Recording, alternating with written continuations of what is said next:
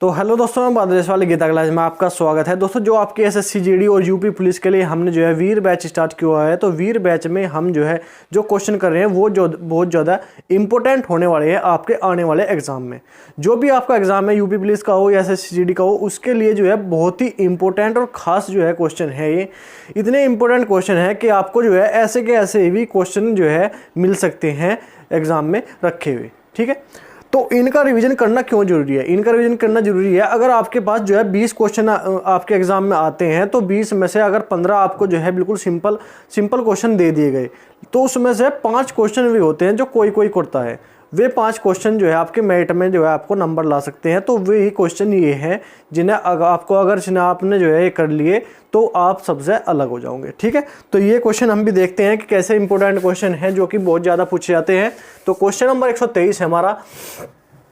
एक आदमी शांत पानी में 6 किलोमीटर प्रति घंटे की गति से तैर सकता है, लेकिन उसे धारा के प्रतिकूल तैरने में धारा के अनुकूल तैरने की तुलना में 3 गुना अधिक समय लगता है। 3 गुना समय लगता है। धारा के अनुकूल तैरते हुए आदमी की गति क्या होगी? तो अगर धारा के अनुकूल तैरे तो उसकी गति क्या होगी? देखो, धारा के अनुकूल और प्रतिकूल का जो है एक ही नियम है कि अगर धारा के कोई भी अनुकूल धारा की दिशा में अगर कोई भी तैरेगा तो उसमें जो है धारा की दिशा, धारा की चाल और जो है उसके तैरने वाले की चाल दोनों की जुड़ जाएगी।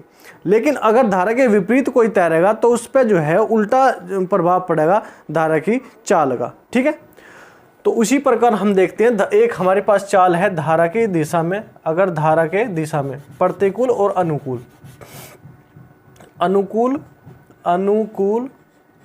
और प्रतिकूल। ठीक है, प्रतिकूल,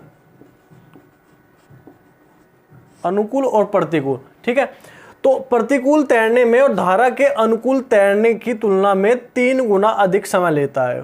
3 गुना अधिक। तो अगर प्रतिकूल तैरता है तो वो 3 गुना अधिक समय लेता है। ये किसकी बात है? ये समय की बात है। समय, तो ये समय का अनुपात है कि अगर अनुकूल तैरेगा, धारा की दिशा में जाएगा तो 1 भाग समय लेगा, लेकिन अगर उसे उल्टा तैरना हुआ तो वो 3 भाग समय लेगा। मतलब 1:3 का अनुपात है इन दोनों में। ठीक है, समय का अनुपात है। आपको पता है कि समय का अनुपात जो है वो क्या होता है? जो हमारी चाल होती है, चाल का उल्टा होता है। तो 3:1 हमारा क्या हो जाएगा? ये हमारा 3:1 क्या हो जाएगा? ये चाल का अनुपात हो जाएगा। ठीक है, उसने कहा कि एक आदमी शांत पानी में 6 किलोमीटर प्रति घंटे की चाल से तैर सकता है। अब देखो, शांत जल में अगर व्यक्ति तैरता है तो वो क्या, देखो अनुकूल दिशा में को हम क्या मानते हैं? V1, और प्रतिकूल दिशा को हम मानते हैं V2। तो अगर शांत जल में जो है हम निकाले कि शांत जल में जो हमारे तैरने आदमी की चाल है, जो आदमी की तैरने की चाल है, आदमी की चाल, तो कैसे निकालते हैं हम? शांत जल में नाव की चाल या आदमी की चाल, जो भी तैर रहा है उसकी चाल जो हम निकालते हैं वो तो कैसे निकालते हैं? वो निकालते हैं V1 + V2/2। ठीक है, ऐसे निकालते हैं। तो वो चाल, ये जो चाल हमें दी गई है 6 किलोमीटर प्रति घंटा है। ठीक है, तो अगर हम इसे x और इसे भी x, 3x या इसे x मान लें तो क्या हो जाएगा? ये हो जाएगा 3x + x/2 बराबर क्या दिया गया? 6 किलोमीटर प्रति घंटा, 6 दिया गया। ठीक है, तो 4x बराबर 12, 4x बराबर ये 2 उधर चले जाएगा तो 12, तो x बराबर क्या आ जाएगा? 3। x बराबर 3 आ गया यहाँ पे। और हमने यहाँ पे क्या मानना था? यहाँ पे x मानना था हमने, इसके साथ भी और x के साथ भी। जी, तो कह रहा 3x + 4x। ठीक है, तो इसमें जो है क्या कर देंगे? अनुपात में x की जगह गुणा कर देंगे 3 की, तो यहाँ पे गुणा 3 कर देंगे और यहाँ भी गुणा 3 कर देंगे। तो क्या आ जाएगा? 9:3। तो ये अनुपात किसका आ गया? ये अनुपात जो है धारा के अनुकूल और धारा के प्रतिकूल चाल का आ गया। कितना? 9। तो धारा के अनुकूल चाल क्या है? 9 किलोमीटर प्रति घंटा, और धारा के प्रतिकूल चाल क्या है? 3 किलोमीटर प्रति घंटा। हमें क्या पूछा? आदमी की धारा के अनुकूल चाल, तो धारा के अनुकूल चाल क्या आ गई? 9। धारा के अनुकूल चाल क्या आ गई? 9 किलोमीटर प्रति घंटा। तो यही हमें निकालना था। बिल्कुल सिंपल क्वेश्चन है, बस थोड़ा सा ये ध्यान रखना कि हमें प्रतिकूल और प्रतिकूल और अनुकूल जो हमारी दिशा होती है तो उसमें हमें ध्यान रखना कि कौन सी दिशा में हमें कौन सा फॉर्मूला यूज करना, क्योंकि अगर शांत जल की बात करें, अगर शांत जल में हमें किसी नाव की चाल निकालनी, शांत जल में किसी नाव की चाल लेंगे तो प्रतिकूल और अनुकूल की जो हमारी चाल है उन्हें जोड़कर आधा कर देंगे। लेकिन अगर हमें धारा का वेग बताना है, धारा का वेग, तो धारा का वेग में क्या करते हैं, अनुकूल और प्रतिकूल की चाल घटा देंगे, v1 माइनस v2 बटे 2 करते हैं, तो उससे हमारी क्या निकलती है, ये निकलती है प्रतिकूल चाल या धारा की चाल। ठीक है, क्या निकलती है, धारा की चाल। अब ये हमें क्या दिया गया, देखो अब आदमी की गति क्या होगी, धारा के अनुकूल तैरते हुए आदमी की गति, तो धारा के अनुकूल गति पूछता तो 9 आ गया, अगर धारा के प्रतिकूल पूछते तो 3 आ जाता। अब धारा के अनुकूल और प्रतिकूल, अगर हमें जो है यहाँ से धारा का वेग भी निकालना हो तो वैसे वेग भी हम निकाल देंगे, कैसे निकाल देंगे, 9 माइनस 3 बटे 2। ठीक है, तो इस प्रकार हम धारा का वेग भी निकाल सकते हैं, यहाँ से जो भी पूछेगा हमें वो हम निकाल सकते हैं। ठीक है, अब क्वेश्चन नंबर 124 है हमारे पास, संख्या x बराबर 1.242424 ऐसे ही चल रही संख्या को x बराबर p बटे q के रूप में अभिव्यक्त किया जा सकता है। यदि p और q धनात्मक पूर्णांक हो तो p प्लस q का मान हमें ज्ञात करना। अब देखो x बराबर हमें क्या देगा, x बराबर हमें दिया गया 1.242424। जब ऐसे हमारी जो है संख्या चल रही हो तो उसे क्या लिख सकते हैं हम, उसे लिख सकते हैं हम 1.24 और 24 के ऊपर बार। ठीक है, बार। तो इसे हम कैसे सोल्व करते हैं, जब हमारी संख्या 12 में हो तो कैसे सोल्व करते हैं, देखो पूरी संख्या को लिखेंगे 124,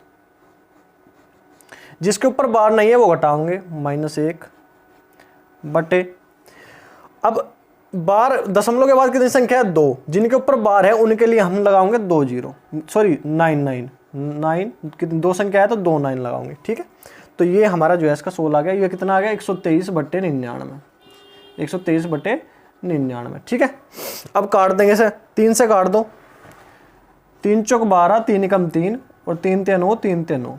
ठीक है, अब p और q के रूप में अगर हम इसे लिखेंगे तो p बराबर क्या हो जाएगा, p बटे q के रूप में अगर हम इसे लिखेंगे तो क्या आ जाएगा 41 बटे 33, तो p बराबर 41 और q बराबर 33, तो p प्लस q हम कर देंगे, p प्लस q हमारा क्या आ जाएगा 41 प्लस 33 क्या आ जाएगा 3 और 1 4, 4 3 7 74।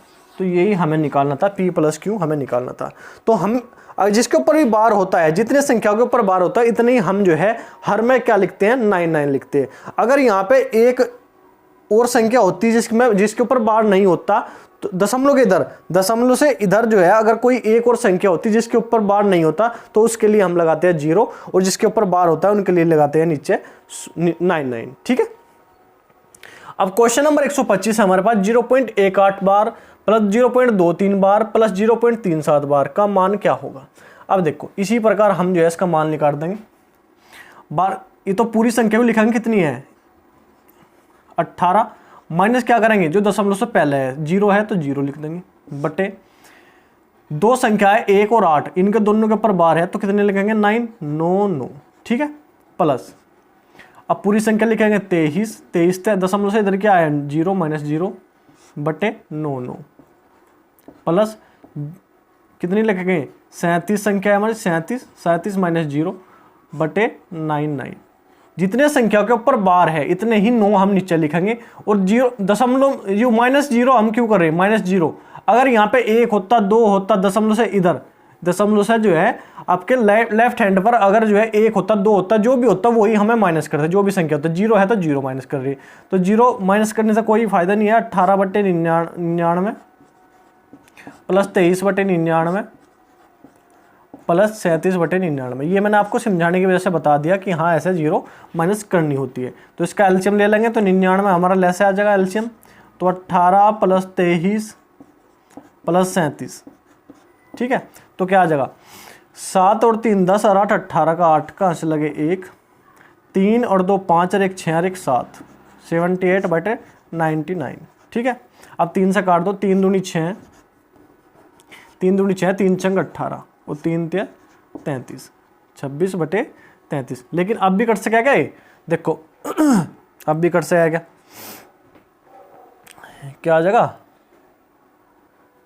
अच्छा ऐसा भी हम देखो बार के रूप में भी हमेशा रख सकते हैं। देखो 78 आ गया ना, 78/99, तो अगर इसे हम डिवाइड करेंगे तो क्या आ जाएगा हमारा, ये आ जाएगा हमारा 0.787878, ठीक है।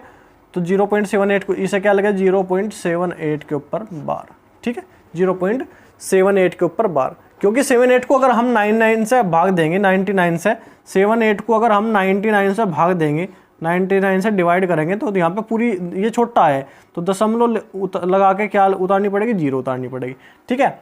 तो 7 बार चलानी पड़ेगी, मानिए 7 बार 7 नम 63 का 3 का 6, 7 नम 63, 64, 65, 66, 67, 68, 69, ठीक है। अगर 8 बार चलाओगे तो ज़्यादा हो जाएगी, तो इस पे हमें क्या करना पड़ेगा, ये हमारा इतना ही आ जाएगा 0.787878, तो 78 के ऊपर बार, तो इसका मान क्या आ गया 0.78। अगर हमें सारों को जोड़ दिया तो 0.78, डायरेक्ट हम इन्हें नहीं जोड़ सकते, ऐसा ही हमें जोड़ना पड़ेगा, ठीक है। तो नोट करो एक बार। नंबर 126 है हमारे पास, क्वेश्चन नंबर 126 है हमारे पास। देखो रूट 4 है, रूट में क्या है 3, रूट 6 है, रूट जो है 245 और रूट जो है 115।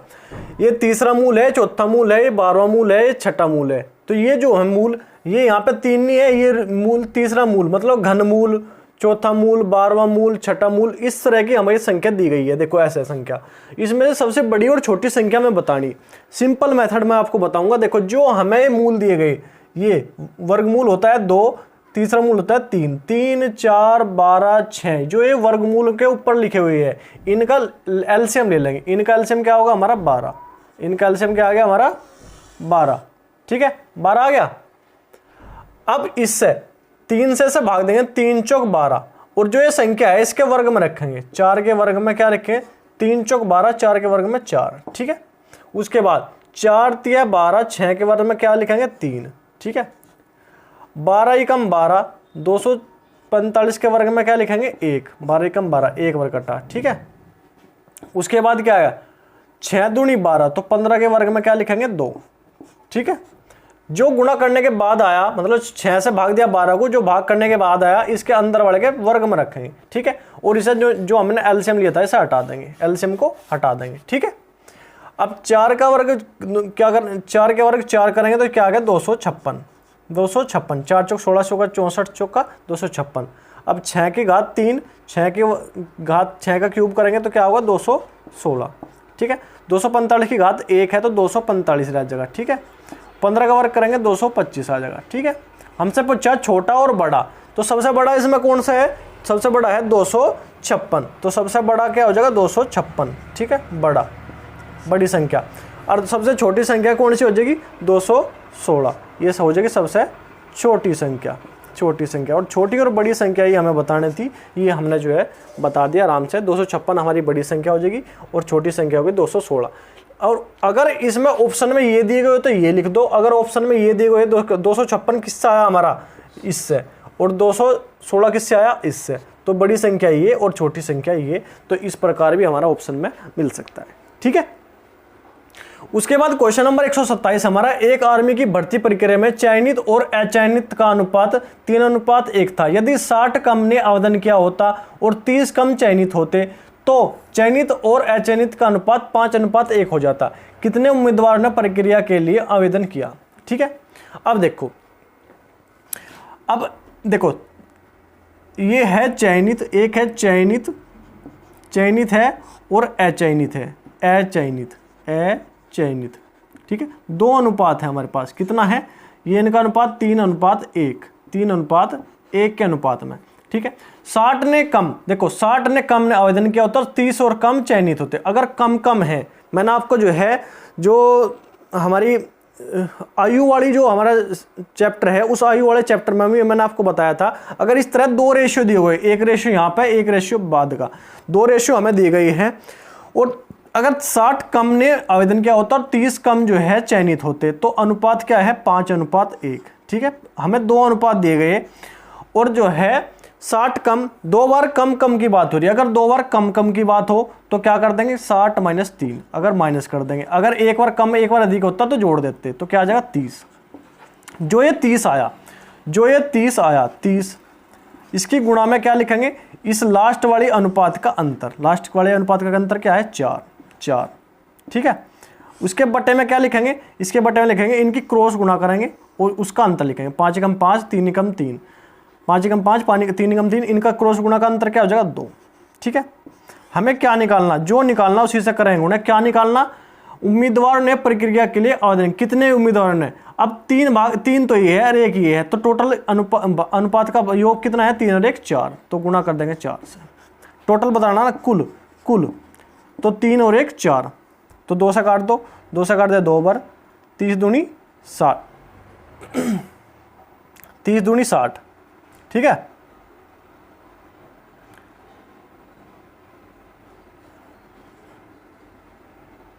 तीस दूनी 60 गुणा 4, 6 चौक 24, 240, क्या आ जाएगा 240। तो जो कैंडिडेट थे, कुल उम्मीदवार थे जिन्होंने जो है आवेदन किया था, वो कितने थे 240 ही तो थे। टोटल अनुपात जो है 3:1 है, तो गुणा करेंगे 4 से, 3 और 1 4, ठीक है। अगर वे पूछते कि हमारी चयनित जिन्होंने आवेदन किया था, चयनित या अचयनित अलग अलग पूछते तो गुणा 3 से करने, चयनित के लिए 3 से करते, अचयनित के लिए गुणा 1 से करते। लेकिन उन्होंने दोनों बताया कि कुल ने कितनों ने आवेदन किया, तो 3 और 1 4 से ही कर रहे हैं गुणा। एक बार और समझा देता हूं, देखो 60 कम और 30 कम 2 बार है तो उसे घटा देंगे। एक बार कम और एक बार अधिक होता तो उन्हें जोड़ देते, घटाने के बाद आया 30 लिख लिया। उसके बाद जो लास्ट हमारा अनुपात है उसका अंतर लेंगे, गुणा करेंगे 30 में गुणा 4, बटे में क्या करेंगे इनका क्रॉस गुणा करेंगे, उनका अंतर लेंगे। 5 एकम 5, 3 एकम 3, इसे लिखेंगे नीचे 2। अब जो गुणा करनी किसकी, गुणा उसकी करनी जो हमसे पूछा गया। हमसे पूछा कुल जो हमारे आवेदन थे वो कितने थे, कुल उम्मीदवार कितने थे जो प्रक्रिया में जिन्होंने आवेदन किया। वे कुल आवेदन करने वाले वे चयनित भी थे और अचयनित भी थे, 3 और 1 4, तो गुणा कर देंगे 4 से। 60 गुणा 4 200, कितना आ जाएगा 240 हमारा जो है कुल बच्चे आ जाएंगे, कुल उम्मीदवार आ जाएंगे, ठीक है। तो आज के लिए इतना ही है। क्वेश्चन बहुत ही इंपॉर्टेंट, आपने देखा भी बहुत ही इंपॉर्टेंट। ये क्वेश्चन जो मैंने आपको बताया, बड़ी संख्या और छोटी संख्या वाला क्वेश्चन जो है एग्जाम में आया हुआ है और बहुत ही इंपॉर्टेंट है, ठीक है। तो सभी का रिवीजन आप करते रहिए। तो ठीक है, आज के लिए इतना ही। अगर क्वेश्चन आपको समझ में आ रही है, डिस्कशन आपको अच्छा लग रहा, पढ़ाने का तरीका आपको अच्छा लग रहा, तो वीडियो को लाइक करो, चैनल को सब्सक्राइब करो और कमेंट करके जो होता है वीडियो आपको कैसी लगी। तो ठीक है, आज के लिए इतना ही। धन्यवाद, जय हिंद।